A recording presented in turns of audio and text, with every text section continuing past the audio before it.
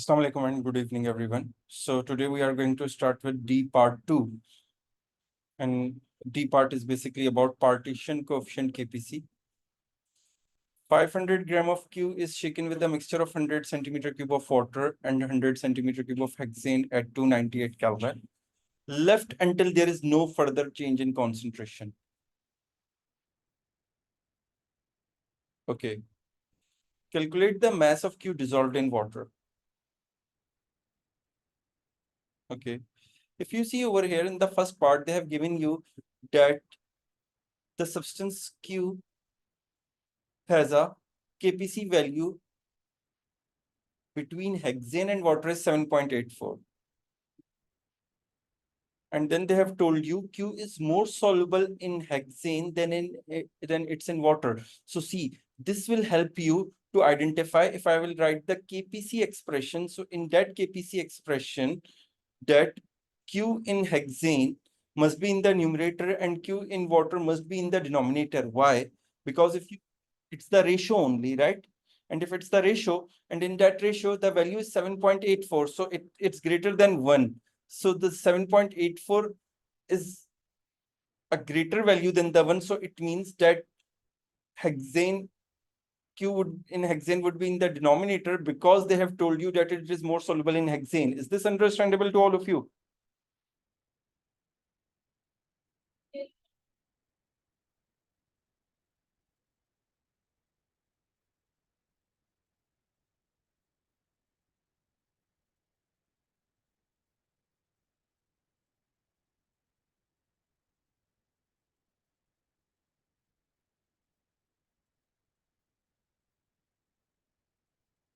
Yeah, sure. See, it's a ratio, right?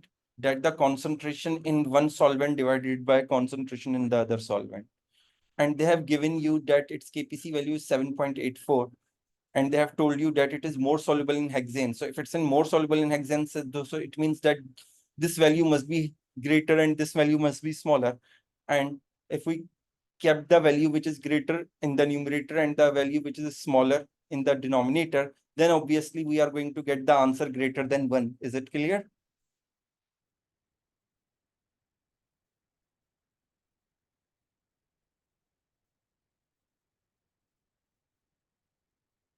Okay.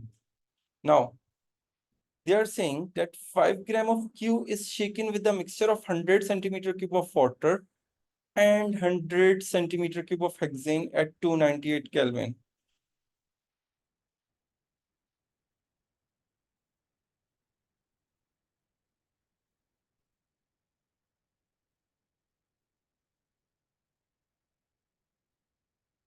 Okay.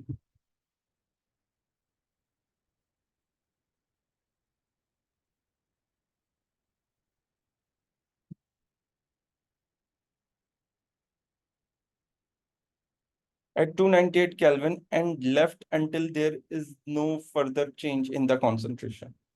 Okay. And the KPC value is 7.84.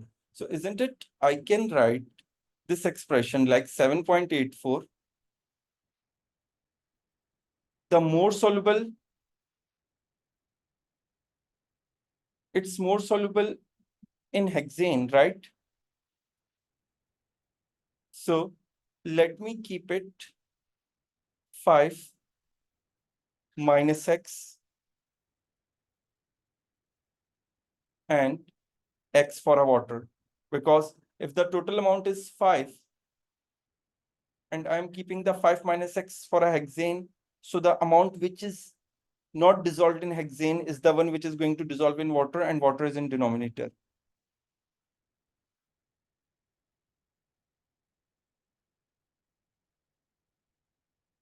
Actually, the thing is that Q is a solute. See, read this statement. Q is more soluble in hexane than it is in water. Did you understand? So it's C Q in hexane and Q in water. So there is a 5 gram Q which is shaken with the hexane and with the water. So obviously that Q is going to dissolve in hexane and that Q is also going to dissolve in water. So we have decided that out of the whole 5, the X is the amount that is dissolved in water and then 5 minus x is the amount which is going to dissolve in hexane. So if I calculate the value of x, that is the value of, Q in water.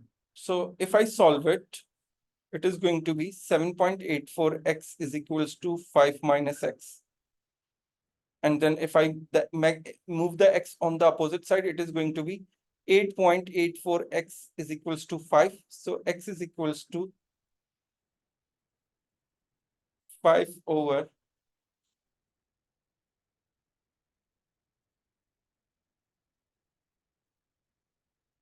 8.84. Can anyone calculate it and tell me the answer? Why? It's up to you. If you kept x for this and 5 minus x for this, you have to calculate the amount of Q dissolved in water. So when you calculate the x, you have to subtract it from 5. Okay? It doesn't matter. If I make this x and this 5 minus x, so when I get the x, I will put the x over here and subtract it from 5 to get in water. Okay, now can anyone calculate it?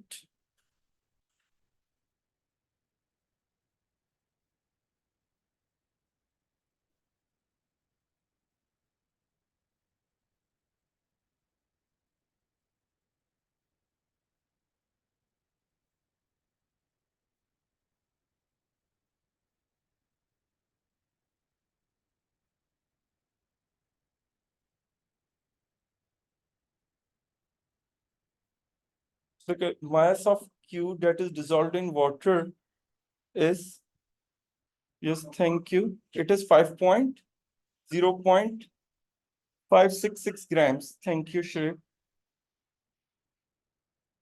So we are going to write 0.566 grams. Is this clear to all of you?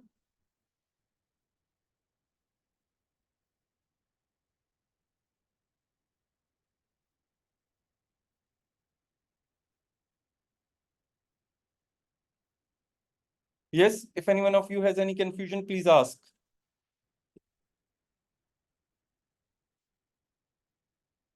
Okay. Now, third part. A sample of Q is taken with a different mixture of water and hexane and left until there is no further change in the concentration. It means they will leave it to reach the equilibrium again. Okay. It is found that mass of Q dissolved in each solvent is the same. Okay. Use the KPC value to suggest the possible values for the volume of water used and the volume of hexane used. Okay.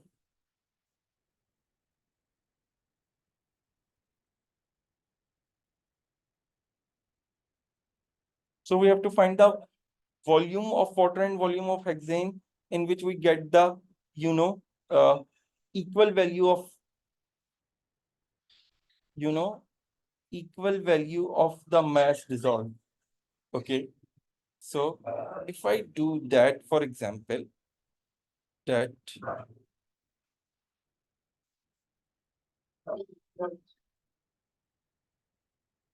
KPC is equals to mass of hexane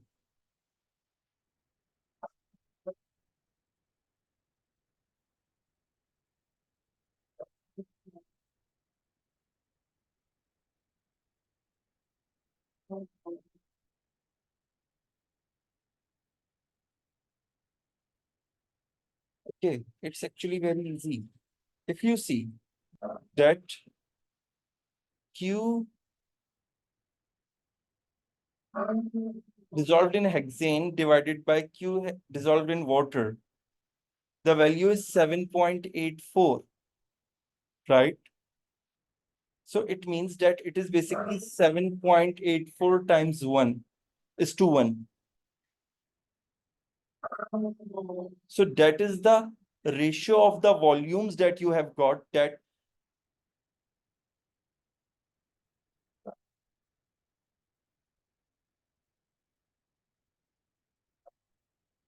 So as in Q, hexane is more soluble.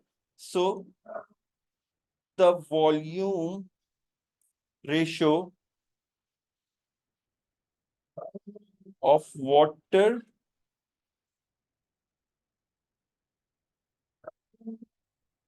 and hexane would be, if the volume of hexane is 1, then the volume of water is going to be 7.84. Because if there is nothing in the denominator, it is always considered as 1, isn't it?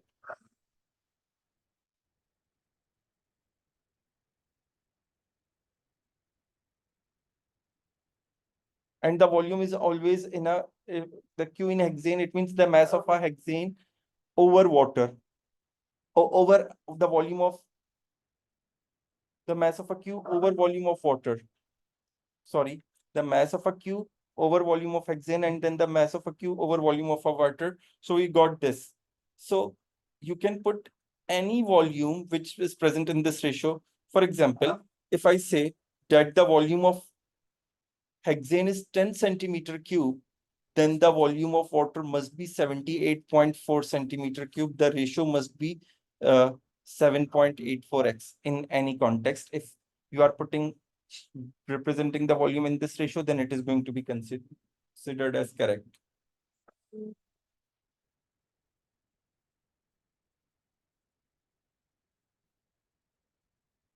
Okay.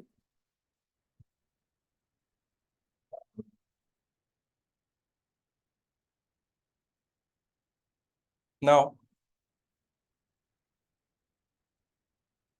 part 4. Q is more soluble in hexane than it is in water. Okay, that's what they have stated over here. Where? They have mentioned this thing over here as well. It is suggested that Q is one of KCl, alcohol, and ethanoic acid. Identify Q. Okay. What is, and explain your answer. So what could be a Q? Q is a potassium chloride or methanoic acid or an alcohol.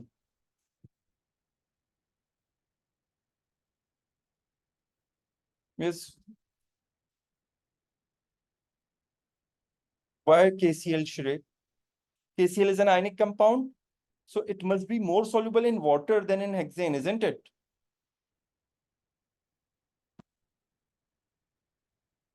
And in the same way, it's a ethanoic acid, it's an ionic compound, so it is also more soluble in water than in hexane, because hexane is simply C6H14. So isn't it the alcohol is the one which is being organic and having a longer carbon chain, alkyl chain, making it more soluble in a hexane as compared to water? Because it's least polar, isn't it, among these three? So Q is this alcohol, because if you see, it has a 5 carbon long chain and then OH and the N, as it is least polar, or instead you can write it as a biggest non-polar part. That's why it is more soluble in hexane and less soluble in water. Is this clear to all of you?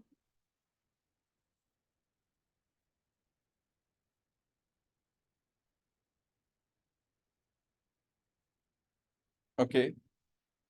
Now, question number 3. Hydrogen peroxide is a liquid at 298 Kelvin. It is moderately stable under room conditions, but will decompose quickly if a catalyst is added. Define entropy. So I think it's very easy, that it is the degree of disorder in a system.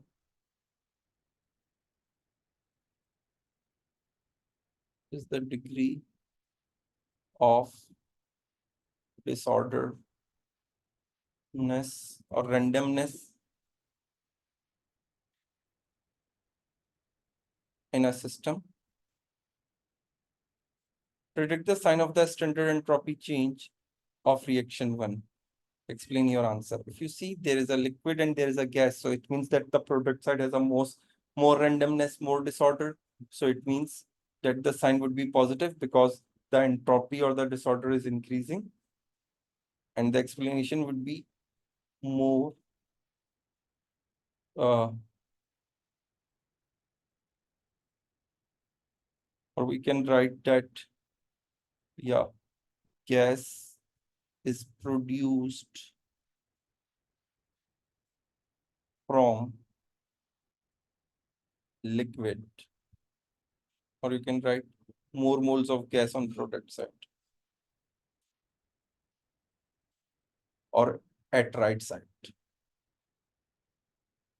Is this understandable to all of you?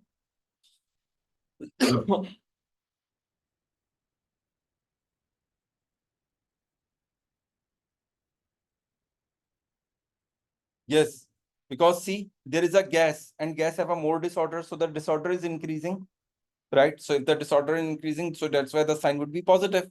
If the disorder is decreasing when the products are formed, if the products have a lesser disorder, then the sign would be negative. Products have a higher disorder than the reactants, isn't it? Yes, Abdullah.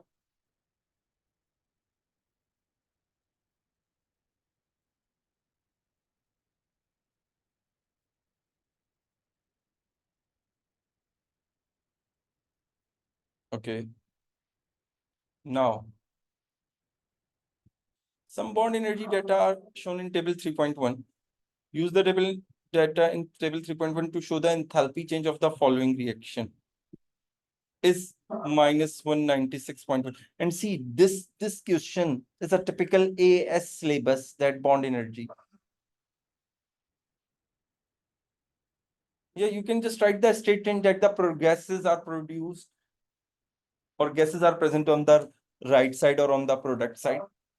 That is fine, Hamad. Okay, so that is a pure AS based question because the bond energy thing is, and the calculation related to bond energy thing is from AS. So see how you can attempt it. We know there is a hydrogen peroxide, right? And if you look at these bonds, we can easily figure out that in hydrogen peroxide,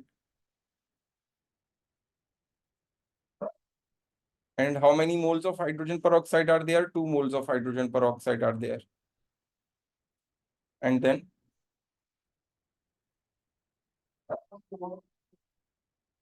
2 moles of water are there. And 1 mole of oxygen are there. So if you do this, then it will be very easy to find the things. Now, if you see, identify the number of bonds which are broken. So if we go over the number of bonds which are broken, so if you see this single bond is broken and this single bond is broken, right? And the number of bonds which are formed this is the number of bonds which are formed. If you see, there is a oxygen hydrogen single bond, there is a oxygen hydrogen single bond.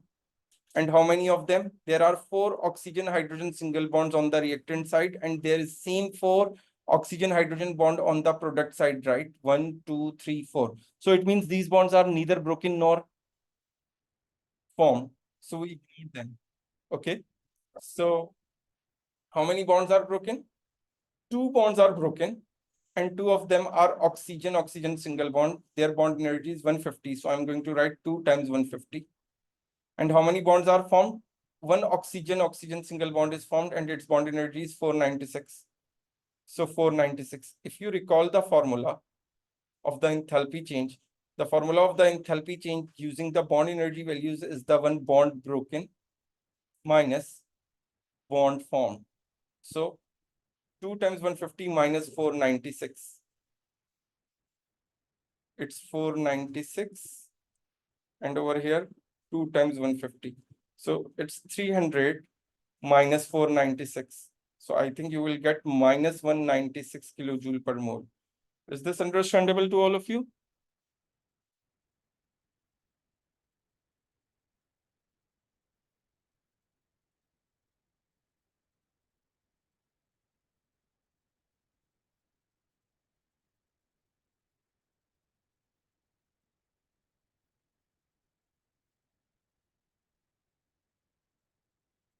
Is this clear to all of you?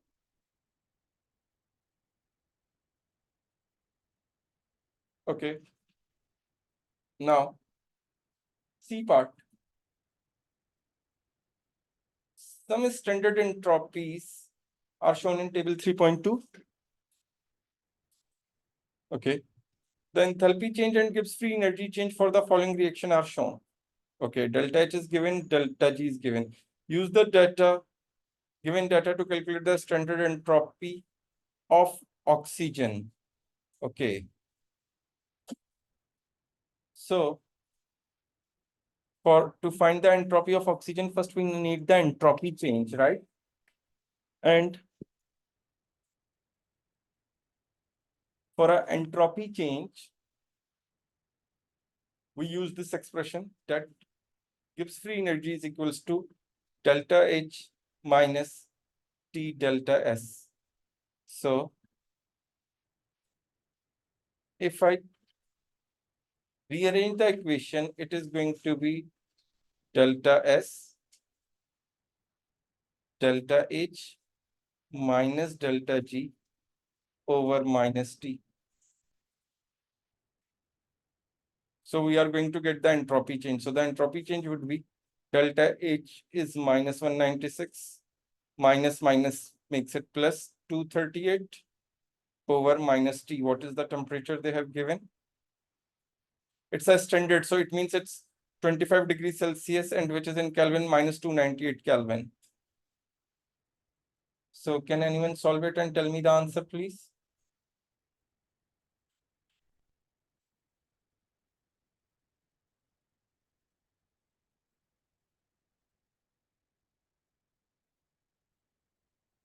So the entropy change would be,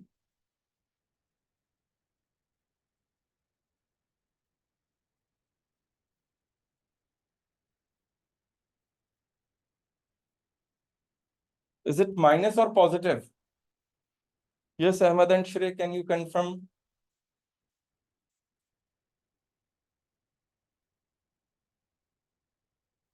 It's positive, Shrey, you also check. So it's 0.141 and its unit would be kilojoule per mole per Kelvin. And see, the entropies over here are given in joules per Kelvin. So we have to multiply it with 1000. So it is going to be, if I multiply it with 1000, so 141.0 kilojoule, sorry, now not kilojoule, joule per mole per Kelvin. Is this understandable to all of you?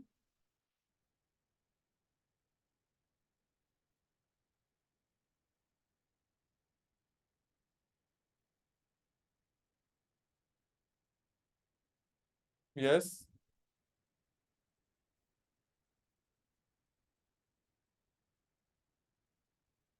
Okay.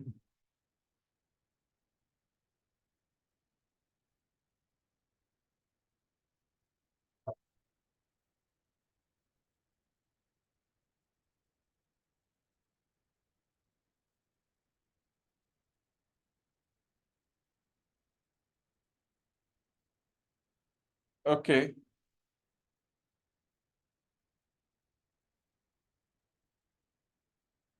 Yeah, it is going to be positive, sorry. Because when we move it over there, minus T delta S becomes T delta S. And then the delta G, yeah, that's fine. Thank you, Soek. Okay, now we got it. Now, if you recall, the entropy change from the entropy values, the formula is the change entropy change is equals to entropy of the reactants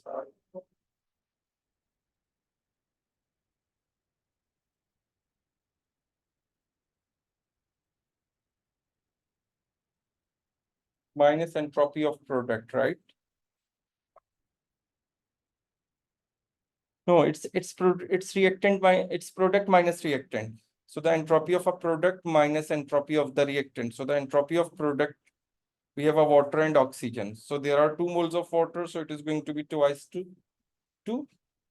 So the entropy is 141 is equals to 2 times entropy of water plus entropy of oxygen, which we make it X, minus entropy of the reactant, which is H2O2, and there are 2 moles. So it is going to be twice of 102. So now you have to calculate the value of X. So 141 is equals to 140 plus X minus 204. So if you make the X, so 141 minus 140 150 plus 204. Can anyone calculate the value of X?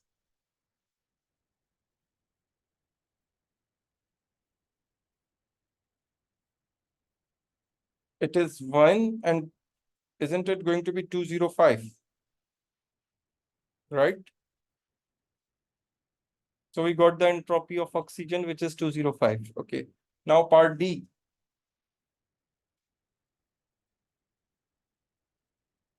The decomposition of hydrogen peroxide is catalyzed by aqueous iron 3 chloride and by silver metal.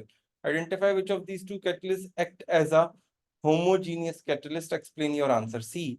Its state is aqueous and metal. Silver is as a metal, it's a solid, right? So if it's a solid, it's a heterogeneous catalysis. And aqueous, see, it's an aqueous, so it is going to be homogeneous catalysis.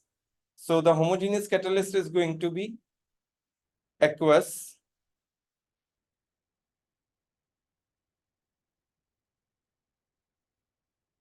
iron 3 chloride, and the explanation for it is that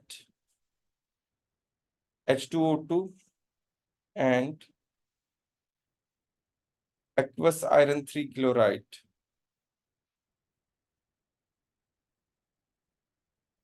Yes, 1 minute, Abdullah. Are in same state. Is this clear?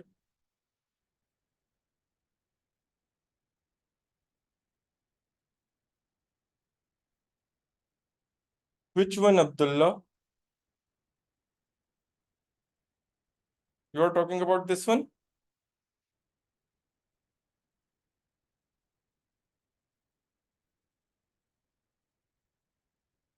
See, they have given you these and they are asking you the entropy of oxygen. So from this equation, can I able to calculate the entropy change? I have calculated the entropy change. It's in kilojoule. I have multiplied with 1000 to convert into joules. Then I use the entropy equation that the change in entropy is equals to entropy of a product minus entropy of a reactant. And in entropy of a product, we have the entropy of water and entropy of oxygen. So entropy of oxygen must be kept X, and then we make the X subject and calculate it, which is 104, Muhammad Ahmad Qureshi.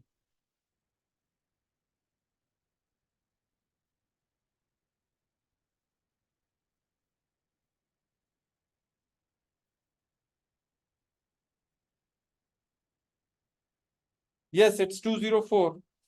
If you multiply 2 by 102, how it is going to be 204, not 104, Ahmed.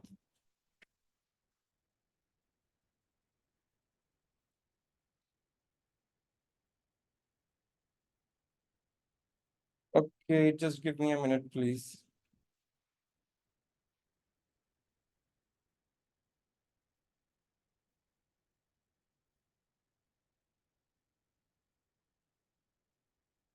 Now we are going to do a E part.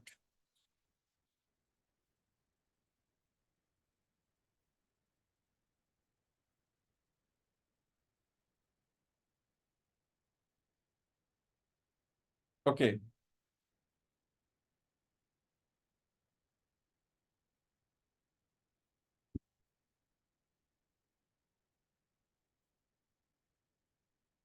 The E0 values for two electrode reactions are given. An electrochemical cell is constructed with the following half cell electrode. An acidified solution of hydrogen with the platinum wire. Okay, it means that having the electrode potential, the E0 value of that half cell is 1.77 volt.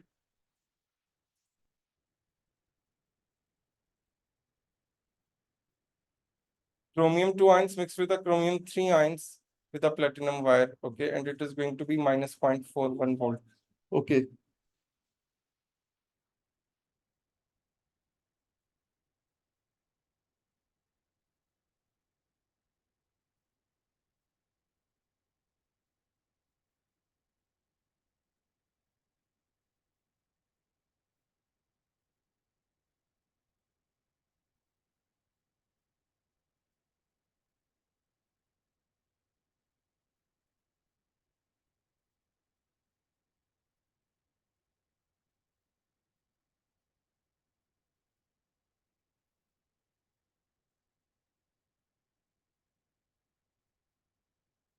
H2O2 is the one which where the reduction is occurring. Okay, Ahmed?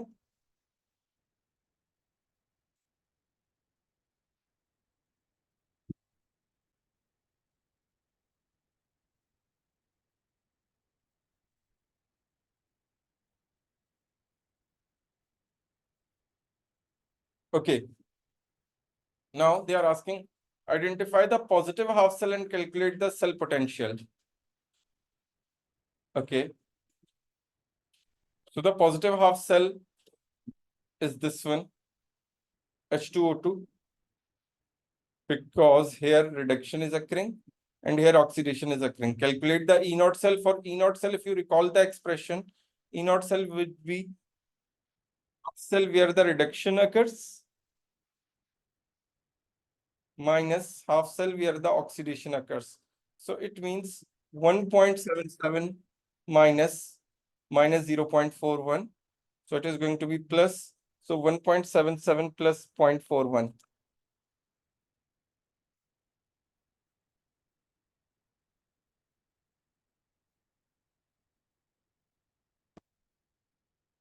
Okay, thank you, Shrey. So it is going to be 2.18 positive, 2.18 volt.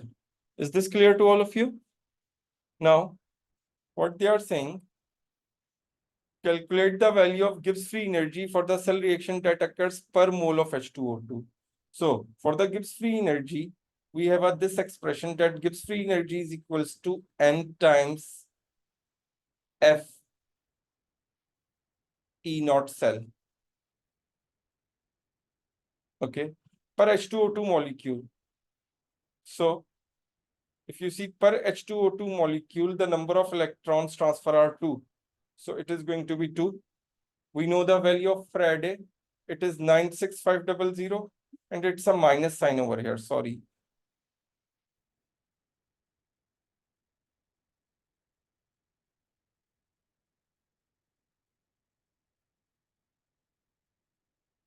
So minus 2 times 96500 and times E naught cell is 2.18. So just multiply it and tell me the answer.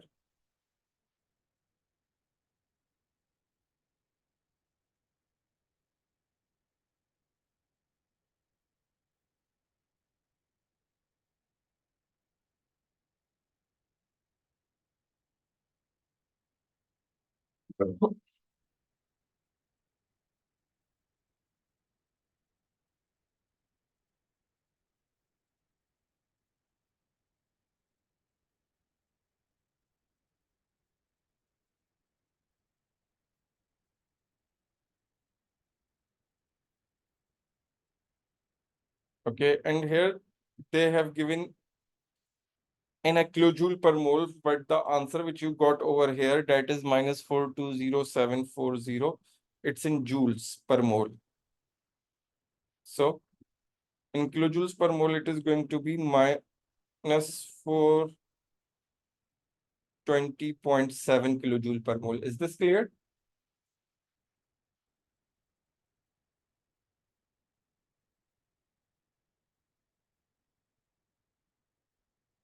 Okay. Now, the E naught values for two electrode reactions are given. Okay. Now, this one has a greater value. So it means it one would undergo reduction and it one would undergo oxidation. An electrochemical cell constructed with the following half cell. Okay. Okay, here they have been used the different conditions. Use the Nernst equation to calculate the value of E of the electropotential of half cell under these conditions. So if you recall the Nernst equation is E under non-standard conditions is equals to E naught plus 0.059 over N. Now it's Z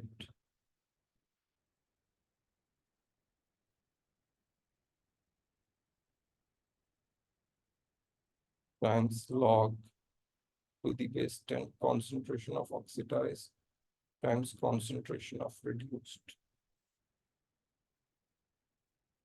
This is the equation, Abdullah. You have to remember this expression, the Nernst equation. It's in the notes.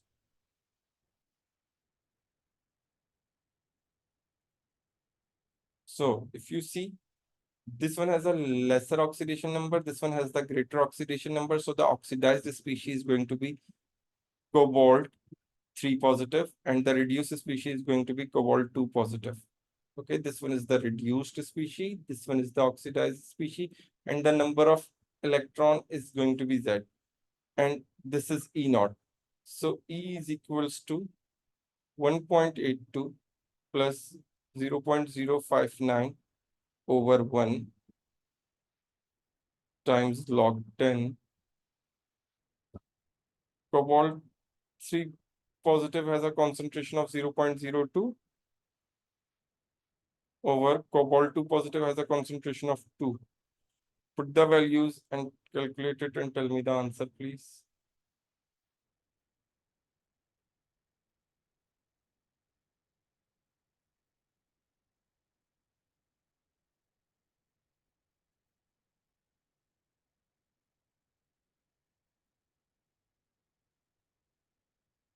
Okay, so it's 1.702. Is it positive?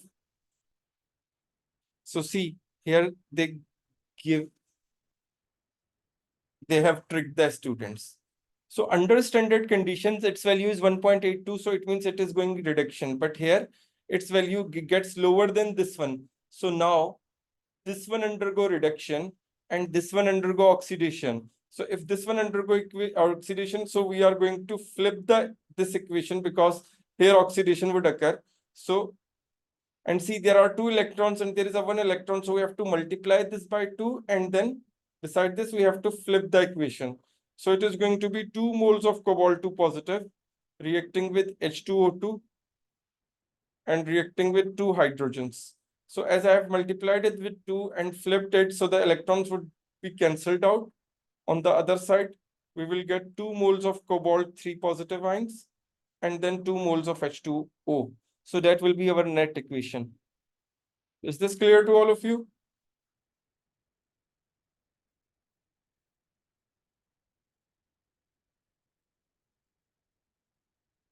Yes, Mariam, what's the confusion? The one where the oxidation occurs, we've always flipped that equation. If you see, in this equation, the forward reaction is reduction, isn't it? Because the electrons are on the left side, so they are being added. If you see this equation, in this equation also the forward reaction, isn't it the reduction because the electrons are being added?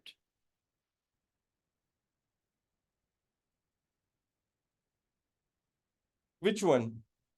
You're talking about this one?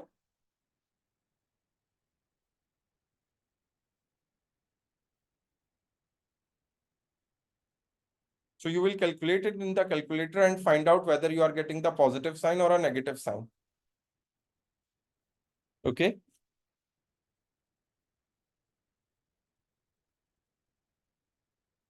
From the calculator, you will get it whether it's a positive or negative. Okay, Mariam?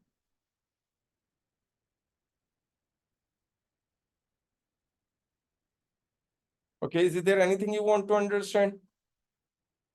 Or anyone else?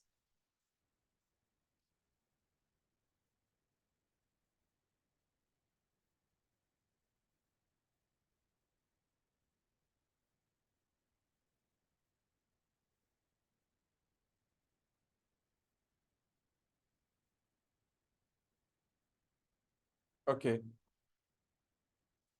Now, G part 1, define enthalpy change of hydration. So, it is the energy change or enthalpy change when 1 mole of gaseous ions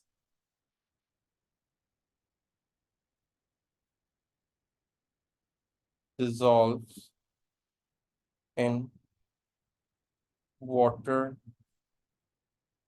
to form aqueous solution.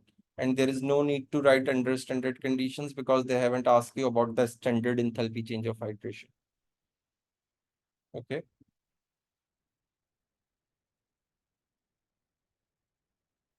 Now, aluminum fluoride is an ionic solid. Complete and label the energy cycle to show the relationship between the enthalpy change of solutions of aluminum fluoride, lattice energy of aluminum fluoride, enthalpy change of hydration of aluminum fluor and fluoride ions. Include state symbols for all the substances and ions. Okay. So if here the energy is being released, so it means that here we got a gaseous aluminum ion and gaseous fluoride ion, and let's suppose they are turning into aluminum fluoride solid. So gaseous ions turning into a solid, it's an enthalpy change of lattice or a lattice energy, right? So we are left with one thing. So if we are getting a solid over here, and here we are getting the gaseous sign, so either put a compound as a whole in the aqueous state or ions in the aqueous state, both means the same thing. So I'm going to put the arrow over here, and it is going to be considered as a solution because the solid turning into aqueous. And here the gaseous ions, and here we got the aqueous ion, so I'm going to put the arrow over here. So when the gaseous ions turns into aqueous, it is going to be considered as hydration. So that's how we label this diagram. Is this clear to all of you?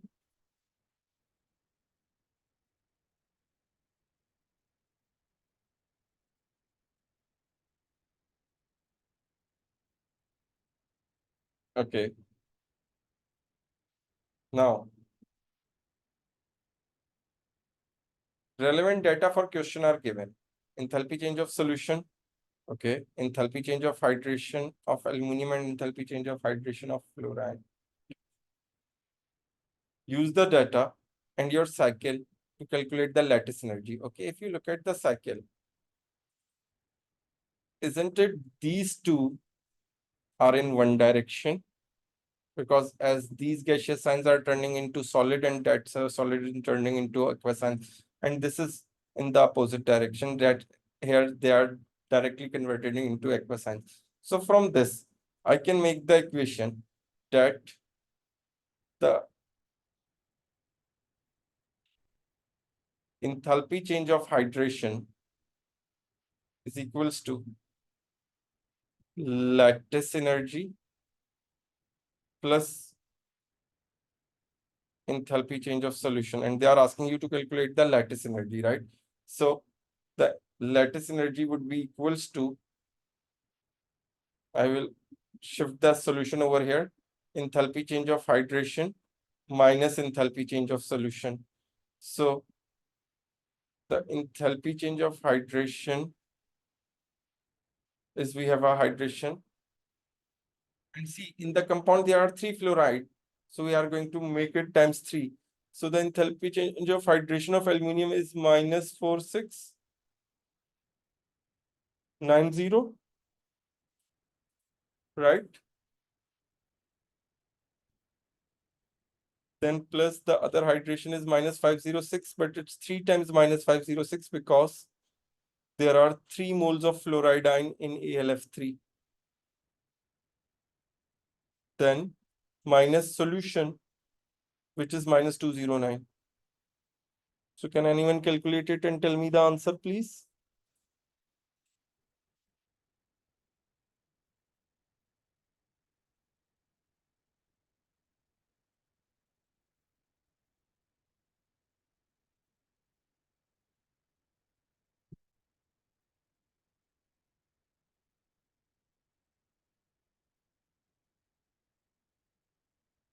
Thank you, Shrey. It is minus 5,999 kilojoule per mole. Is this clear to all of you?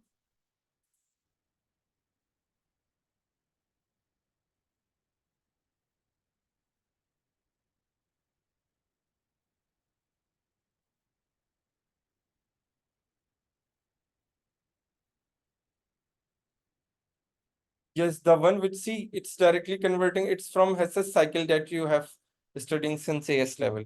This is directly converting into this one. So it has a one side which is equals to these 2 steps, because these 2 steps are also reaching at this position. Okay, so if this is 1, this is 2, and this is 3, so the mathematical equation would be 1 is equals to 2 plus 3. Is it clear now?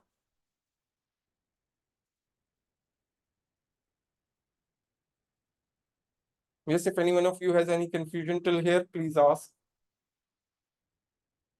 Okay, I'm keeping the class till here, and tomorrow we are going to continue from here onwards. Okay. Okay, so take care, everyone. Goodbye and Allah Hafiz.